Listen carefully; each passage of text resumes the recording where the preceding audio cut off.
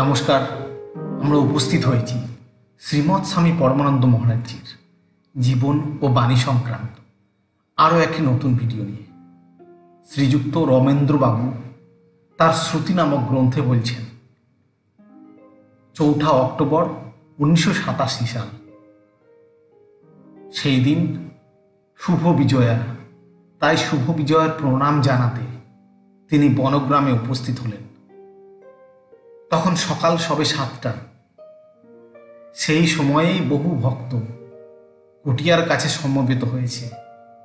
শুধু যে সেখানেই সমবেত হয়েছে তা নয়, বারান্দা ভরে গিয়ে বাইরেও 20-25 জন আসন নিয়েছে। সেই সময় গুরুজি দর্শন দিয়ে তাঁর পরিচিত ইজি চেয়ারখানাতে বিরাজিত হলেন। এরপর প্রণাম এবং কুশল বিনিময় হলো। একে একে সবাই গিয়ে গুরুজিকে প্রণাম করে নিল।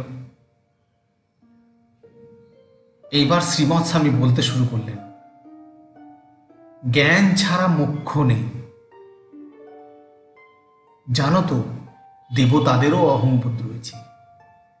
তাঁদের স্থিতি দশম কলায়, মানুষের ঠিক উপরে। এই সময় ভৈরবানন্দের এক শিষ্যকে তাকে উদ্দেশ্য করে শ্রীমৎ স্বামী বলতে শুরু করলেন, গানপত্যের গণেশ, শৈবের শিব, শাক্তের শক্তি, বৈষ্ণবের বিষ্ণু, শৌর্যের সূর্য, এইসব হচ্ছে সম্প্রদায়। যে যেমন পারিবারিক ভাবধারার মধ্যে বড় হয়েছে, তার মধ্যে অনুরূপ ভাব স্বভাবত এসে পড়ে। বাবা, এই না হলে এই হবে না, এই না হলে ঈশ্বর লাভ হবে না, বা অমুক জিনিস না করলে ঈশ্বর লাভ হবে না, এই সমস্ত এই সম্প্রদায়ের মধ্যে ঝগড়া হয়।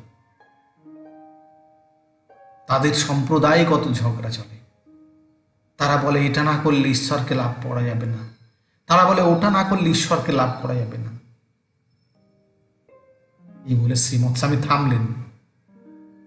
এই সময় একজন জিজ্ঞাসা করছেন, গুরুজি, জ্ঞান হলে কি স্থূল শরীরের কোনো পরিবর্তন দেখা দেয়?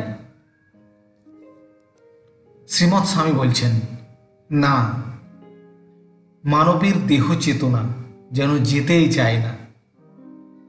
মনে করো, অনেকে ভাবে শিরশির না করলে কুণ্ডলিনী জেগেছে, এটা বোঝা যায় না, বা কোনো কিছু শিহরণ না ঘটলে যে কুণ্ডলিনী জেগেছে এটা বোঝাই যায় না। কিন্তু বাবা, এই ধরনের সম্পর্ক কি থাকতেই হবে? কারোর গায়ে পিঁপড়ে চলে গেলেও তো শিরশিরানি হয়। তবে কি বুঝতে হবে তার কুণ্ডলিনী জেগেছে? সেটা তো নয়। আবার ভাবো, কেউ কেউ ভাবে রোমাঞ্চ না হলে আধ্যাত্মিক উন্নতি ঘটেছে, সেটা বোঝা যায় না। কি সব অদ্ভুত ভাব। কিন্তু বাবা, তোমাকে যদি কাতুকুতু দেওয়া হয়, তাতেও তো তোমার শরীর রোমাঞ্চিত হয়। তাহলে কি বুঝতে হবে যে এতে তোমার আধ্যাত্মিক উন্নতি ঘটেছে? সেটা তো নয়। আবার কেউ ভাবে মাথা ঝিমঝিম না করলে ঠিক উন্নতি হলো, এটা বোঝা যায় না। আরে বাবা, কষে একটা থাপ্পড় মারলেও মাথা ঝিমঝিম করে, তাহলে কি বুঝতে হবে তার মধ্যে উন্নতি হয়েছে? এই বলে শ্রীমৎ স্বামী থামলেন।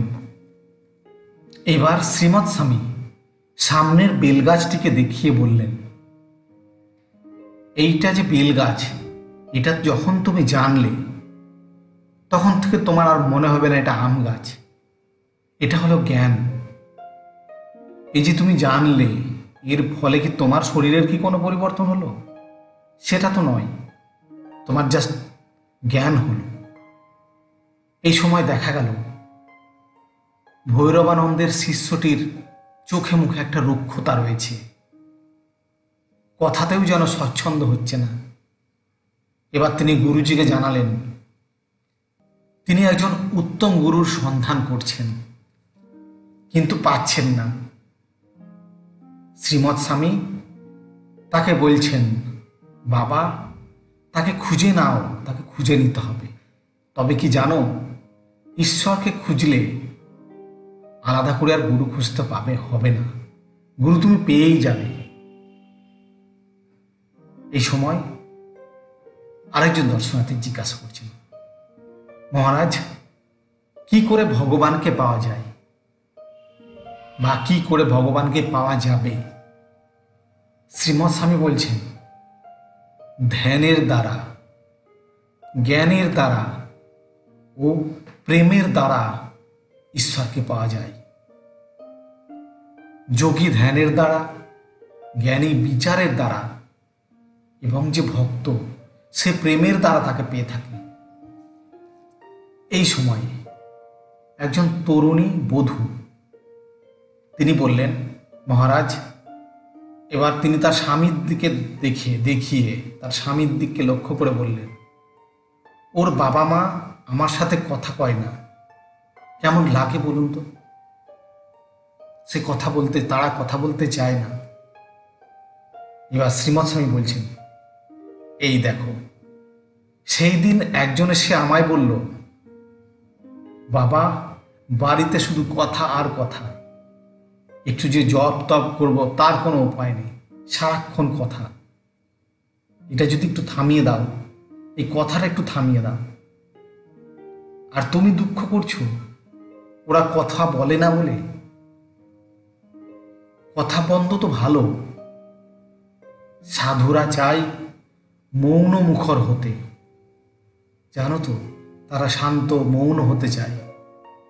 তাই হও। এই সময় কথা যে ধারায় চলছিল, তরুণীর কথাতে যেন ক্ষণিক ছেদ ঘটল। এবার শ্রীমৎ স্বামী আবার বলতে শুরু করলেন, প্রথম রাসে এক কৃষ্ণ, এক রাধা। তখন গোপীরা কোথায় কৃষ্ণ দেখেছে?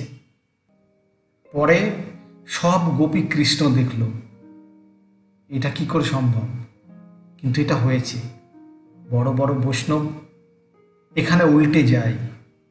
কাম রাধা চন্দ্রাবলী, প্রেম রাধা গোপীজন এবং নিত্য রাধা রাধারানী, সাধারণী সামঞ্জস্যা ও সমর্থারতী।